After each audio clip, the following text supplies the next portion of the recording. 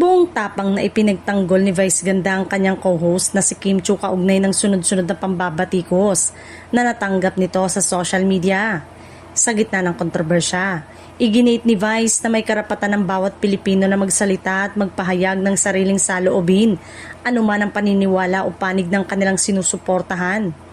Ayon kay Vice, hindi tamang patahimikin ang isang tao dahil lamang ito ang sang-ayon sa opinyon ng iba. Para sa kanya, bahagi ng demokrasya ang pagkakaroon ng magkakaibang pananaw at hindi dapat gamitin ang social media bilang espasyo para gipitin o takutin ng mga taong nagsasalita mula sa kanilang sariling paninindigan.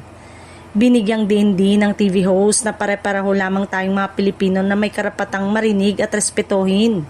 Aniya, hindi dapat nagiging sukatan ng pagkatawang pagkakaiba ng opinyon dahil mas mahalagang pairali ng respeto at maayos na pakikipag-usap kesa sa pag-atake at panghusga online. Para sa maraming netizen, malinaw na mensahe ito na suporta ni Vice Ganda para kay Kim, lalo na't hindi ito ang unang pagkakataon na tumindig siya para sa kanyang mga kaibigan sa industriya.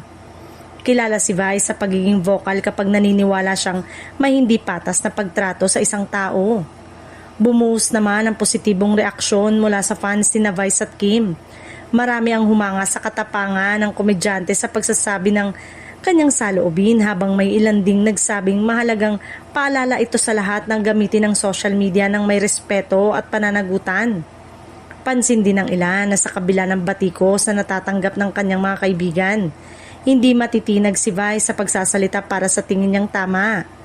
Para sa kanya, ipinapakita lamang nito ang kanyang pagiging tapat at mapagmalasakit na kaibigan. Sa huli, nagsilbing paalala ang pahayag ni Vice na sa kabila ng magkakaibang pananaw, nararapat pa ring manaig ang respeto, pag-unawa at pagkakaisa bilang iisang sambayanan. Sa panahon ng mabilisang panghusga online, mahalagang tandaan na bawat isa ay may boses na dapat ding pakinggan.